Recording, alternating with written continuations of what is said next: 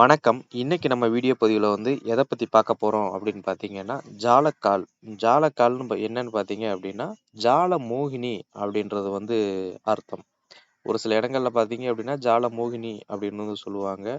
அதுபோல பார்த்தீங்கன்னா, ஒரு சில இடங்கள்ல பார்த்தீங்க அப்படின்னா, ஜாலக்கால் அப்படின்றத சொல்லுவாங்க. ஜாலக்கால் அப்படின்னாலும் ஜால மோகினி அப்படின்றது தான் அர்த்தம்.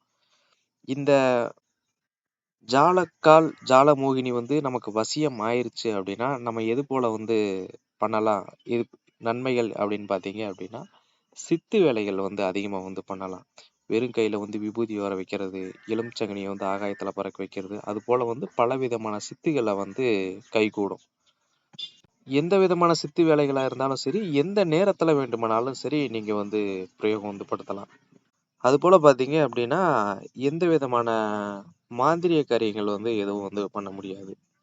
ஒரு வசியம் பண்றதோ, அதுபோல எந்த விதமான மாந்திரீக காரியங்களும் பண்ண முடியாது. அதேபோல பார்த்தீங்கன்னா, சித்து வேலைகள் அனைத்து சித்து வேலைகளுமே தாராளமா உங்களால பண்ண முடியும். இந்த முறை பார்த்தீங்க அப்படின்னா, ஒரு எளிமையான முறை தான். இதற்கு முதல்ல என்ன பண்ணணும்னு பார்த்தீங்க அப்படின்னா, ஒரு செப்பு தகடு எடுத்துக்கங்க. இது பார்த்தீங்க அப்படின்னா, ஒரு பௌர்ணமி நாளன்றைக்கு இந்த எந்திரத்த எழுதுங்க. இந்த ஸ்க்ரீன்ல குடுத்துருக்கிறேன் பார்த்தீங்களா? இந்த எந்திரத்த ஒரு செப்பு தகட்டுல எழுதுங்க.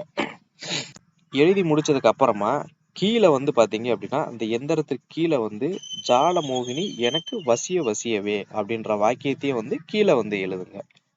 எழுதி முடிச்சதுக்கு அப்புறமா பார்த்தீங்க அப்படின்னா, பாலு, பன்னீரு இல்ல அப்படின்னா மஞ்சள் நீரு, இதுல எதுலாவது ஒண்ணுல பார்த்தீங்க அப்படின்னா மூழ்கி எடுங்க. அப்படி இல்ல அப்படின்னா எலுமிச்சஞ்சாறு. இது பார்த்தீங்க அப்படின்னா எந்திர சுத்தி பண்றது அர்த்தம். அதனால இதுல ஏதாவது ஒண்ணுல மூழ்கி எடுங்க. இல்ல அப்படின்னா எல்லாத்தையும் மொத்தமா போட்டு அதுல கூட மூழ்கி எடுங்க. எடுத்ததுக்கு அப்புறமா என்ன பண்றீங்க அப்படின்னா, உங்ககிட்ட சர்வஜன வசியமை, சர்வஜன தேவதாமை இருந்தது அப்படின்னா அதை வைங்க. அப்படி இல்லை அப்படின்னா கணபதி வசியமை இருந்தது அப்படின்னாலும் வைங்க. அப்படி எதுவுமே இல்லாத பட்சத்துல பாத்தீங்க அப்படின்னா, மஞ்சளும் குங்குமமும் அந்த எந்திரத்தோட 4 மூலைகள்லயுமே வைங்க. அதே போல அந்த எந்திரத்தோட மைய பகுதியில வைங்க. அந்த எந்திரத்துக்கு பாத்தீங்க அப்படின்னா ஒரு பூஜை பண்ணுங்க. அது எப்படின்னு பாத்தீங்க அப்படின்னா, அந்த எந்திரத்துக்கு மல்லிகைப்பூ மலர் போடுங்க. அதே போல அந்த எந்திரத்துக்கு ஊதுபத்தி, சாம்பிராணி இந்த வாடையெல்லாம் காட்டுங்க. ஒரு தெய்வ சிலைக்கு நீங்க எப்படி பூஜை பண்ணுவீங்களோ அதே போல இந்த எந்திரத்துக்கு பூஜை பண்ணுங்க. இந்த எந்திரத்தை பார்த்தீங்க அப்படின்னா வெறும் தரையில வைக்காதீங்க. ஒரு பச்சரிசி பரப்பி வைங்க. அப்படி இல்லை அப்படின்னா ஒரு பட்டு துணி வச்சு அதற்கு மேல இந்த எந்திரத்தை வைங்க. அப்படி இல்லை அப்படின்னா ஒரு தாம்பூலத்துல பச்சரிசி பரப்பி அதற்கு மேல இந்த எந்திரத்தை வைங்க.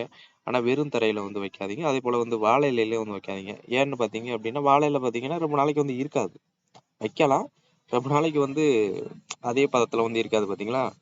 ஏன்னா இந்த எந்திரத்தை நீங்க சித்தி பண்ணி வச்சுட்டீங்க அப்படின்னா இந்த எந்திரம் இருக்கிற வரைக்கும் மட்டும்தான் நீங்க எந்த விதமான சித்து வேலைகளுமே பண்ண முடியும். இந்த எந்திரம் கிழிஞ்சிருச்சு, இல்ல அப்படின்னா ஏதாவது ஒரு இதெல்லாம் தொலைஞ்சு போயிருச்சு, இல்ல ஏதாவது ஒண்ணு சேதம் அடைஞ்சிருச்சு அப்படின்ற பட்சத்துல இந்த சித்தானது உங்களை விட்டு போயிடும். அதனால கொஞ்சம் பத்திரமா பார்த்து வச்சுக்கோங்க. இப்படி எந்திரத்தை தயார் பண்ணி வச்சுட்டீங்க அப்படின்னா, அந்த எந்திரத்துக்கு பாத்தீங்க அப்படின்னா தினந்தோறும் பூஜை பண்ணிட்டே வாங்க. மந்திரம் எதுவும் சொல்ல வேண்டியதில்லை. தினந்தோறும் பாத்தீங்க அப்படின்னா ஊதுபத்தி, சாம்பிராணி இது போல பூஜை பண்ணிட்டு வாங்க. உங்களுக்கு ஒரு பௌர்ணமி நாளன்றைக்கு பண்ணுங்க. இல்ல அப்படின்னா வளர்பிறை ஞாயிற்றுக்கிழமை நாளன்றைக்கு பண்ணுங்க. அப்படி இல்லைன்னா கிரகண நேரங்கள்ல பண்ணீங்க அப்படின்னா வெகு சீக்கிரம் நல்ல பலன் தரும். ஆனா கிரகண நேரங்கள் பாத்தீங்க அப்படின்னா எல்லா நாளுமே கிடைக்காது. ஒரு குறிப்பிட்ட நாள் அப்பதான் கிடைக்கும். அதனால பாத்தீங்க அப்படின்னா ஒரு பௌர்ணமி நாளோ இல்ல அப்படின்னா ஒரு வளர்பிறை வரக்கூடிய ஒரு ஞாயிற்றுக்கிழமை நாளோ தேர்ந்தெடுத்துக்கங்க. அது வரையும் பாத்தீங்க அப்படின்னா இந்த இடத்த பூஜை பண்ணிட்டே வாங்க. பெரிய அளவுல இல்லை அப்படின்னாலும் சிறிய அளவுல ஊதுபத்தி, சாம்பிராணி இதை மட்டும் காட்டிக்கிட்டே வாங்க.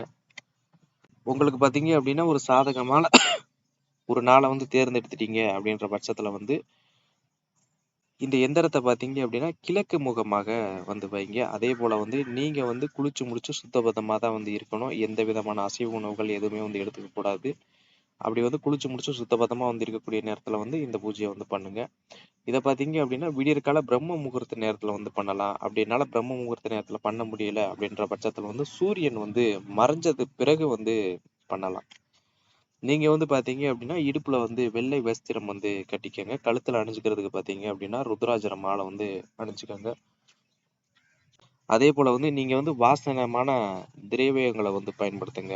இந்த அர்த்தரு, மல்லிகை அர்த்தரு இது போல வந்து நீங்களும் வந்து பயன்படுத்துங்க.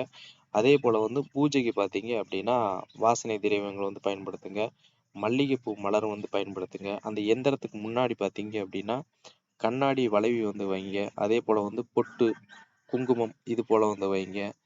பட்டு சேலை முடிஞ்சது அப்படின்னா ஏதாவது ஒரு சேலை வந்து வாங்கி வந்து வைங்க. அதே போல வந்து படையல் பாத்தீங்க அப்படின்னா இனிப்பு பலகாரங்கள் ஏதாவது வந்து வைங்க. தேனு, பாலு இது போல கண்டிப்பா வந்து பால் வந்து வைங்க. இது பாத்தீங்க அப்படின்னா அந்த பாக்கெட் பால் இதெல்லாம் வந்து வைக்காதீங்கப்பா. ஆஹ் பசுவுல இருந்து கொண்டு வரப்பட்ட பால் வந்து வைங்க. பாக்கெட் பால் பாத்தீங்க அப்படின்னா அந்த அளவுக்குலாம் வந்து சுத்தமானது கிடையாது. முடிஞ்ச வரையும் பாத்தீங்க அப்படின்னா நாட்டு மாட்டு பசு வந்து பால் வந்து வைங்க. அப்படி இல்லை அப்படின்னா சிந்து மாட்டு பசு கூட பால் கூட வந்து வைங்க. அந்த பால்ல பாத்தீங்க அப்படின்னா சக்கரை போட்டு வந்து வைங்க. அது போல பாத்தீங்க அப்படின்னா ஒரு நெய் தீபம் வந்து உங்களுக்கு முன்னாடி அந்த எந்திரத்துக்கு முன்னாடி பாத்தீங்க அப்படின்னா ஒரு நெய் தீபம் வந்து ஏத்துங்க. ஏத்தி முடிச்சதுக்கு அப்புறமா பாத்தீங்க அப்படின்னா அந்த ஸ்கிரீன்ல கொடுத்துருக்கக்கூடிய மந்திரத்தை வந்து ஒரு 1008 முறை வந்து உச்சரிங்க. இது பாத்தீங்க அப்படின்னா ஒரே நாள்ல வந்து பண்ணி முடிச்சிடலாம். 1008 முறை வந்து உச்சரிச்சு முடிச்சிட்டீங்க அப்படின்னா இந்த மோகினியானது பாத்தீங்க அப்படின்னா நேர்ல வந்து பிரசன்னமாகும். அப்படி இல்லை அப்படின்னா கனவு ரீதியா வந்து பிரசன்னம் வந்து ஆகும். இது பாத்தீங்க அப்படின்னா அவங்களோட கர்ம வினை வந்து பொறுத்து இருக்கு. அப்படி வந்து நேர்ல பிரசன்னமாகுது அப்படின்னா ஒரு சில வினாடிகள் மட்டும்தான் இருக்கும். அதுக்கடுத்து பாத்தீங்க அப்படின்னா தானா வந்து மறைஞ்சிரும். நீங்க எதுவும் வந்து கேட்கவும் முடியாது. நீங்க எதுவும் வந்து கேட்கணும்னு நினைச்சீங்க அப்படின்னாலும் சரி கேட்க வந்து முடியாது.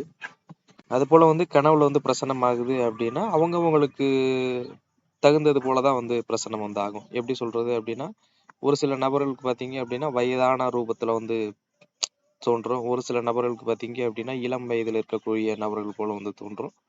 அது வந்து பாத்தீங்க அப்படின்னா அந்த மோகினி தெய்வத்தை வந்து நீங்க எவ்வாறு வந்து நினைச்சிருக்கிறீங்களோ அந்த மாதிரிதான் வந்து தோன்றும். அப்படி வந்து தோன்றிருச்சு அப்படின்னு பாத்தீங்க அப்படின்னா இன்னைக்கு தோன்றிருச்சுன்னா நாளைக்கே உங்களால வந்து சித்துக்கள் வந்து கை கூடாது. இதை வந்து முன்கூட்டியே வந்து சொல்லிடுறேன். சித்துக்கள் வந்து நாளைக்கே வந்து கை கூடாது. தொடர்ந்து இந்த மந்திரத்தை வந்து உச்சரிச்சுக்கிட்டே வரத்தான் கொஞ்சம் கொஞ்சமா தான் வந்து படிப்படியா தான் வந்து சித்துக்கள் வந்து கை கூடும். இந்த மந்திரமும் எந்திரமும் பாத்தீங்க அப்படின்னா முருகப்பெருமானோட சடாச்சர எந்திரங்கள்ல ஒன்று. இந்த சடாச்சரத்தை பிரயோகம் பண்ணி பாத்தீங்க அப்படின்னா அனைத்து தெய்வங்களையுமே வந்து வசியப்படுத்த முடியும். அனைத்து தேவதைகளையுமே வந்து வசியமும் வந்து படுத்த முடியும். இதற்கு பாத்தீங்க அப்படின்னா ஒரு சிறிய மாற்றம் மட்டும்தான். இந்த எந்திரத்துக்கு கீழே வந்து ஜால மோகினி அப்படின்னு எழுதுறீங்க பாத்தீங்களா, அதற்கு பதிலாக வந்து ஒரு யட்சினி பேரோ இல்ல அப்படின்னா வேற ஏதேனும் தெய்வங்கள் பேரோ வந்து சேர்த்துக்கலாம். இந்த எந்திரத்தை வந்து பிரயோகம் பண்றதுக்கு முன்னாடி பாத்தீங்க அப்படின்னா முருகன் கோவில்ல வந்து ஒரு அர்ச்சனை பண்ணிட்டு வந்து அதற்கடுத்து வந்து இந்த எந்திரத்தை வந்து எழுத வந்து ஆரம்பிங்க. அது போல வந்து இந்த மந்திரத்தை வந்து உச்சரிக்கும் போதும் சரி, இந்த எந்திரத்தை வந்து எழுதும் போதும் சரி பாத்தீங்க அப்படின்னா முருகப்பெருமானையும், சிவபெருமானையும், விநாயகரையும், ஆதிபராசக்தியும் வந்து வணங்குனதுக்கு அப்புறமா வந்து பெரிய அளவுல வந்து வணங்கணும் அப்படின்றதுல இருந்த இடத்துல இருந்தே அப்படியே வணங்கின பிறகு பாத்தீங்க அப்படின்னா இந்த எந்திரத்தை வந்து எழுத ஆரம்பிங்க. அதே போல வந்து மந்திரம் உச்சரிக்கும் போது வந்து இந்த முறைப்படியே வந்து பிரயோகம் வந்து படுத்துங்க. இந்த மந்திரம் வந்து சித்தியான பிறகு பாத்தீங்க அப்படின்னா நீங்க வந்து ஜால வேலைகள் வந்து பண்றீங்க அப்படின்னா நீங்க எப்ப வந்து பிரயோகம் பண்றீங்களோ அப்ப வந்து சுத்தபத்தமா இருந்ததுக்கு அப்புறமா வந்து பிரயோகம் வந்து பண்ணுங்க. இந்த மந்திரத்தை வந்து சொல்லி அதற்கடுத்து பாத்தீங்க அப்படின்னா ஆரம்பத்துல வந்து ஒண்ணும் தெரியாது. நாள் ஆக ஆக பாத்தீங்க அப்படின்னா உங்களுக்கு வந்து சித்தியாக ஆரம்பிச்சிடும். சுத்தபத்தமா இருக்கக்கூடிய நேரத்துல மட்டும் வந்து இந்த முறையை வந்து பிரயோகம் வந்து படுத்துங்க. நீங்க சித்து விளையாட்டு ஆடுறதா இருந்தாலும் சரி, சுத்தபத்தமா இருக்கக்கூடிய நேரத்துல வந்து மட்டும் பிரயோகம் வந்து படுத்துங்க. நன்றி, வணக்கம்.